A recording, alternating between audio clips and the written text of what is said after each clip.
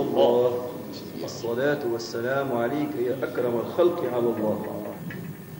رب شفع فينا وفيكم الحبيب المصطفى. آمين. جزاكم خير.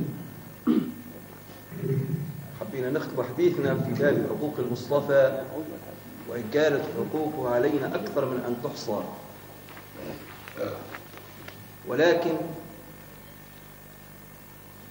من تمام المحبة فيه صلى الله عليه وسلم أن نكثر من ذكره. وقد أمرنا الله جل جلاله في محكم التنزيل بقوله بعد أعوذ بالله من الشيطان الرجيم: بسم الله الرحمن الرحيم، إن الله وملائكته يصلون على النبي يا أيها الذين آمنوا صلوا عليه وسلموا تسليما. صلى الله عليه وعلى آله وأصحابه صلاة وسلاما دائمين متلازمين لا ينقطعان إلى يوم الدين. هذا الأمر الإلهي يفيد الوجوب، وقد ابتدأ الله جل جلاله بالصلاة على نبيه من قبل أن يأمر بذلك الخلق: إن الله وملائكته. فالله ابتدأ بالصلاة على حبيبه، بالصلاة على حبيبه المصطفى، وأمر بذلك معشر الملائكة الأكارم، ثم أمر بعدهم سائر المخلوقات من المؤمنين الذين يصدقون بالله ربا وبمحمد النبي الرسول. وهذا الأمر ينصرف إلى كل من سمع به واتبعه على دينه. يأتي في المقدمة سادات الأنبياء والرسل الذين أخذ الله عليهم العهد والميثاق إن أدركوه أن يؤمنوا به ويعزروه وينصروه. بذلك جاء الخبر في الكتاب في آية البقرة: وإذ أخذ الله ميثاق النبيين لما آتيناكم من كتاب وحكمة ثم جاءكم رسول مصدق لما معكم لتؤمنن به ولتنصرنه قال أقررتم على ذلك وأخذتم إصري قالوا أقررنا قال فاشهدوا وأنا معكم من الشاهدين. وقد ذكر أهل التفسير أن سادة الأنبياء والرسل سطعت عليهم أنوار الحبيب المصطفى صلى الله عليه وسلم، فقالوا ربنا من غشينا نوره؟ قال هذا حبيبي محمدا، إن آمنتم به جعلتكم أنبياء. فقالوا آمنا به وصدقنا، فرضي الله لهم وسام النبوة والرسالة جزاء وفاقا بما كان من إيمانهم به وتصديقهم له. ولذلك يجوهم في المقدمة في هذا الأمر. ثم كل من يصدق بالنبي صلى الله عليه وسلم لابد وأن يكون له في دهره أوقات يعمرها بالذكر والصلاة على النبي المصطفى صلى الله عليه وعلى آله وأصحابه وسلم. وقد جاءت في ذلك أحاديث شريفة عن النبي صلى الله عليه وسلم يتحدث فيها عن فضيلة التصلي عليه وبركة الصلاة عليه. ومن أصح ما جاء في هذا الباب ما روي من الحديث الذي رواه سيدنا عبد الله بن عمرو قال يقول سمعت رسول الله صلى الله عليه وسلم يقول إذا سمعتم المؤذن فقولوا مثل ما يقول. لما يأذن المؤذن بالأذان رددوا معه ألفاظ الأذان، فقولوا مثل ما يقول وصلوا علي فإنه من صلى علي مرة واحدة صلى الله 10. ثم سلوا للوسيلة فإنها منزلة في الجنة لا تنبغي إلا لعبد من عباد الله وأرجو أن أكون أنا هو.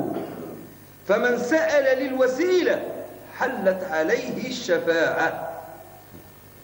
وكوقت نسمع الأذان نعارض ألفاظ الأذان مع المؤذن. قول هو الله أكبر، قول الله أكبر الله أكبر، أشهد أن لا إله إلا الله، أشهد أن لا إله إلا الله، أشهد أن محمد رسول الله، أشهد أن محمد رسول الله. نعاود معه فإذا أكمل الآذان لا إله إلا الله وحده لا شريك له له الملك وله الحمد وهو على كل شيء قدير اللهم رب هذه الدعوة التامة والصلاة القائمة آت سيدنا محمد الوسيلة والفضيلة وبعثه المقام محمود في رواية والدرجة الرفيعة الذي وعدته إنك لا تخلف الميعاد. لكن يستحب باش الإنسان يكون تتويجه لمحاكاة ألفاظ الأذان تتصل على النبي عليه الصلاة والسلام وأن يدعو له برفعة المقام وأن يكون صاحب مقام الوسيلة. والوسيلة ايش معناها الوسيلة؟ معناها مقام منزلة في الآخرة لا تحق إلا لمخلوق واحد، مقام رفيع ما ينزل فيك الواحد بركة. سيدنا النبي صلى الله عليه وسلم قال أرجو أن أكون أنا صاحب المقام، ولذلك أدعو باش ربنا جل جلاله يكرمني وينزلني في المنزلة. والحقيقة ما غير ما نقوله هو صاحبها ما غير ما نقول الكلام هذا أنا، ولكن سيدنا النبي صلى الله عليه وسلم يحبنا باش نتوسلوا إلى الله وندعوه باش يمكن حبيبه محمد من مقام الوسيلة الواج باش يلحقنا احنا فضل هالدعاء. شنو هو؟ أن نكون أهلا لشفاعة النبي المصطفى. يجي واحد فينا يوم القيامة ويلقى نفسه من بين العرجة والمكاسير ليس له من صالح العمل ما يؤهله إلى دخول الجنة أو أن ينزل في مقاماته الرفيعة، وكلنا عبد خطاء وكلنا عرضة للزلل، فربما غلبت سيئاته الحسنات فقصر به ذلك عن أن ينال رحمة الحق وأن يكون من أهل الجنة. فلعله في ذاك المقام يحتاج إلى من يدفع عنه الأذى ويمد له يد العون ويكون الواسطة بينه وبين الله في غفران الذنوب وتكفير الخطايا وإزالة ظلمات الآثام، ويكون عونا له على أن يكون أهلا لرحمة الله وأن يكون من أهل الجنة. يحتاج بك الوقت لشكون يعاونه ولشكون ينقذ من الضيق. وغديك لا تنفع مع سيد ربي ولا مع الملائكة لا واسطة من الخلق ولا رشوة ولا محسوبية.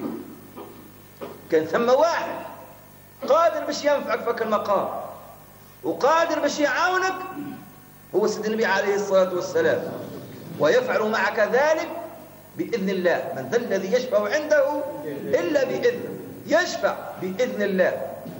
ولذلك وقت يقوم سيدنا صلى الله عليه وسلم باش يشفع فيك وانت وقت تضيق عليك السبل والطوف على الخلق تصل منهم العون.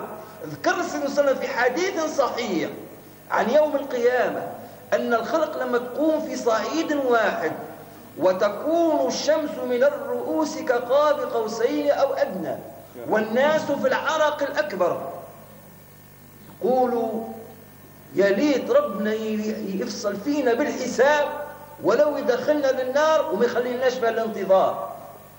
يتلفتوا لبعضهم يتشاوروا يقولوا شكون ينجينا من هالغصرة هذه؟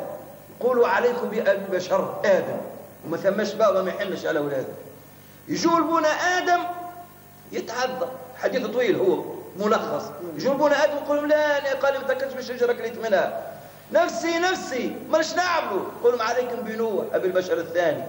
يجوا لسيدنا نوح يقولوا أنا كانت عندي دعوة مستجابة دعوت على قومي ربي لا تذر على الأرض من الكافرين ديار، ضرب لكم الكل إلا أهل الإيمان. ماش نعمل؟ قل نفسي ماش نعمل. عليكم بموسى، عليكم بإبراهيم. يجوا سيدنا إبراهيم قولوا ماني كذبت على الله 3 كذبات، اختي نظر النجوم قال إني سقيم، فعله كبيرهم هذا في حق زوجة السيدة سارة قال أختي. ماش نعمل؟ قال عليكم نفسي عليكم بموسى. يجوا سيدنا موسى يقولوا ماني ولا قتلت نفس، فوكزه موسى فقضى عليه. سيدنا موسى كان أي صاحب بدن باع وذراع، معناها دزة واحدة جابها مدلر، فوكزه موسى على دزه ومكش ناوي قال، ولكن نظرا لقوة بدنه عليه السلام فك الوكسة هذيك فك الدزة هذيك مدلر فوكزه موسى فقضى عليه. ماش نعملوا؟ قال لا من الجمشني عليكم بعيسى، نفسي. يجوا سيدنا عيسى يا روح الله أنت عاد بشفكنا. قال لا يذكر ذنبا، سيدنا عيسى لا يذكر ذنبا، لكن يقول لهم تعرفش كيفاش؟ أي زيد بيدوروا من واحد لواحد، يا فلان يا فلتان، ما يفكهم كانوا حي البركة. عليكم بمحمد. سيدنا عيسى يحلها لهم باب الواسع، خاطر يعرف ايش ثم واش ما ثماش. قالوا في النهار هذا في المقام هذا ما يفكهمش ولد امرأة، كان واحد بركة يقدها. هذاك خذوها من نصيحة، هذاك ما ثماش افوكات وما خير منه. مش محامي هذا التعقيد ولا الاستئناف، حامي بالع هذا عن سيدي رب، هذا محكمة في المحكمة الإلهية، كان انت ما تتردش. قال هكا هو اللي نجمع عليكم بمحمد. وقتها بكلهم يتجهوا يا محمد اشفع فينا. كي يجوا سيدنا صلى شو يقول أنا لها أنا لها، أنا متاعها وهي متاعي، أنا لها أنا لها. بالك متاعها هكا فخرة هكا متاع تاخذ واحد شوية كنفس. سيدنا صلى مبرع عن هذا الشعور الأجوف، لا، إنما يتحدث بنعمة الله تعالى. أنا لها أنا لها. قال فأقوم إلى العرش ثم يسجد تحت العرش ويفتح عليه بمحامد وبالثناء على الله لم يفتح على أحد من قبله. قال حتى يأتيه الندى يا محمد ارفع رأسك سل تعطى واشفع تشفع. مازال ما سألش، بالثناء على الله ربنا يفهم المقصد متاعه. قل ارفع رأسك سل تعطى واشفع تشفع. قل يا ربي اقضي بالحساب بين الخلائق وأرحهم من طول الانتظار. يشفع سيدنا النبي صلى الله عليه وسلم. ملك يجي العبد يوم القيامة ويجي ويلوذ بمقام المصطفى يقول له يا رسول الله اشفع فيا. باش يشفع فيه؟ ما قلنا من ذا الذي يشفع عنده الا بإذنه. سيدنا النبي صلى الله عليه وسلم يحب إذن إله يجي من خلالك أنت يا سيدي بن آدم، يا مؤمن اللي تم بمحمد. قال لك عاوني باش وقت يا ربي نقول يا ربي اشفع في عبدك فلان يشفعني فيه، باش وقت تسأل لي الوسيلة نجازيك عليها يوم القيامة. ما تباتش عندي، ما تخافش، هل جزاء الإحسان إلا الإحسان. هو